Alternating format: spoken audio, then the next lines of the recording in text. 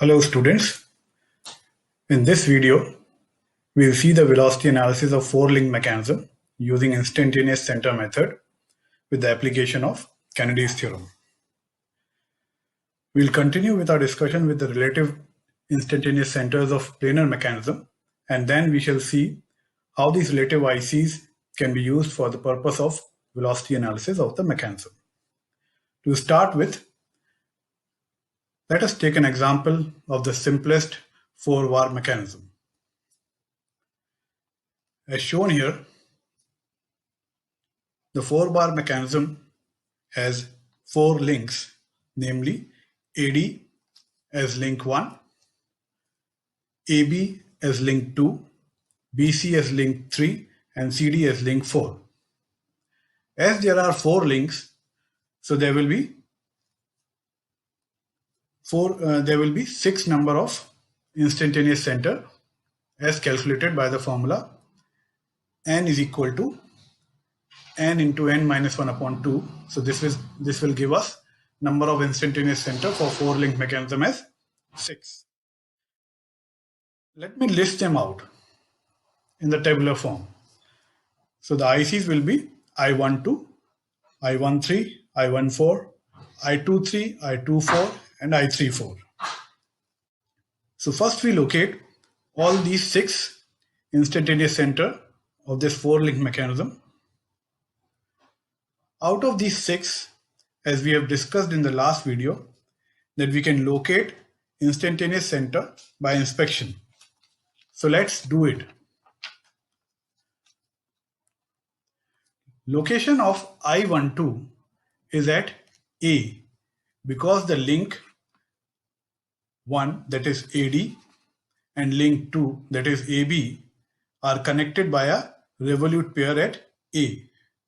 Similarly, I14 will be at D, as the link 1, that is AD, and the link 4, that is CD, are connected at point D by a revolute pair.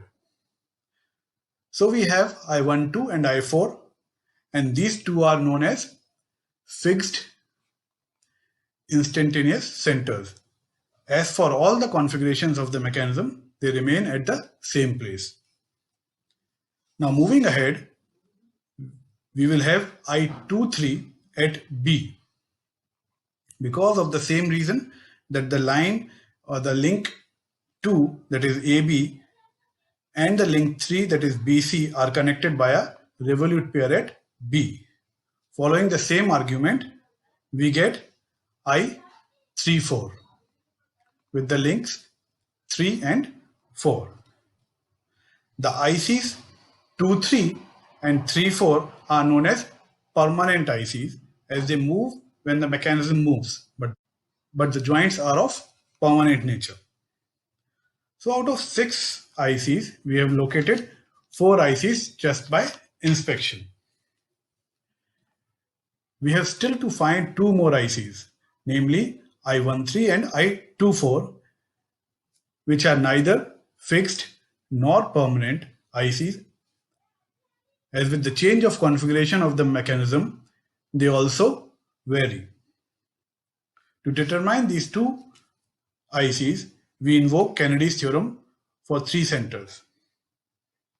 Applying Kennedy's theorem to 3 links 1, 2, and 3, which are in relative motion with respect to each other, consequently, the 3 relative ICs, that is I12, I23, and I13, shall be collinear. Out of the 3, we have already determined I12 and I23. So I13 should be on the line joining I12 and I23, that is the line joining A and B. This line extended should contain the IC I13 anywhere on this line. Next, let us see another 3 link 1, 4, and 3, which are also in relative motion with each other. Consequently, the 3 relative ICs, that is I13, I14, and I34, must be collinear.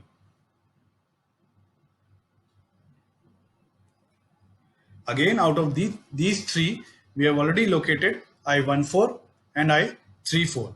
So I13 must be on the line joining these two ICs, I14 and I34. That is the line joining D to C. This link CD extended should contain the IC I13. That means I13 lies on the link AB and also on the link CD. As a result, I13 lies at the intersection of the two lines when extended, that is here, and we locate I13. Following the same principle, we can also locate the last IC I24. For this, we consider three links I1, link 1, 2 and 4, which are in relative motion with each other. As a result, the three ICs I12, I14 and I24 should be collinear. I12 is at A and I14 is at D. So I24 must lie on the line joining I12 and I14. That is the line joining D to A extended, as shown here. Similarly, we consider next three links, namely 2, 3 and 4. So as per the Kennedy's theorem, I23, I34 and I24 should be collinear. Out of these three, we already located I23 at B and I34 at C. So I24 must lie on the line joining I23 and I34, that is on this line. So we extend these lines and as a result, we get I24 here at the intersection of AB and CD. So this is how we see that we determined some ICs by inspection and the rest by the application of Kennedy's theorem. As we see here, there were only 6 ICs to be located, as this is a simple problem. But when there is a complicated mechanism with large number of links, then it becomes hard to keep track of all the ICs. So now we learn an easy and convenient way of keeping the track of all the instantaneous centers to be located by inspection or by Kennedy's theorem. This can be done as follows. We have to mark the points as the corner of a regular polygon having same number of sides as the number of links in the mechanism. So we have marked all the 4 points, 1, 2, 3 and 4. We have to name them according to the links of the mechanism.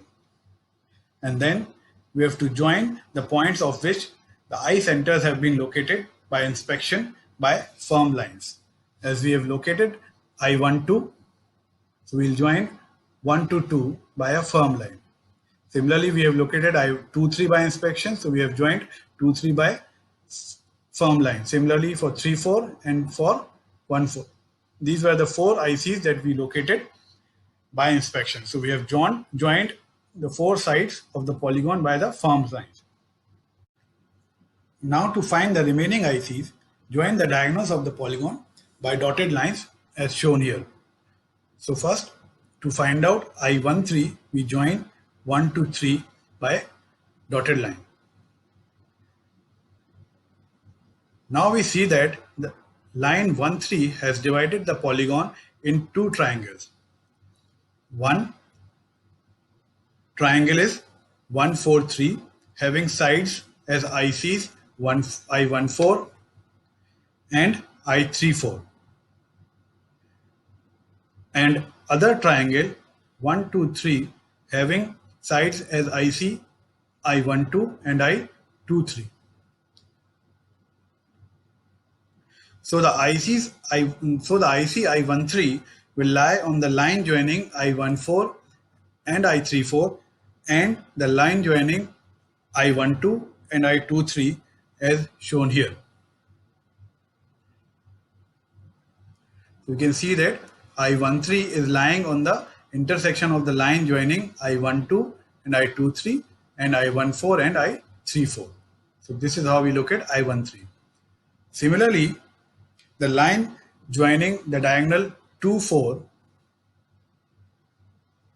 of the polygon will give us two triangles 2, 3, 4 and 1, 4, 2.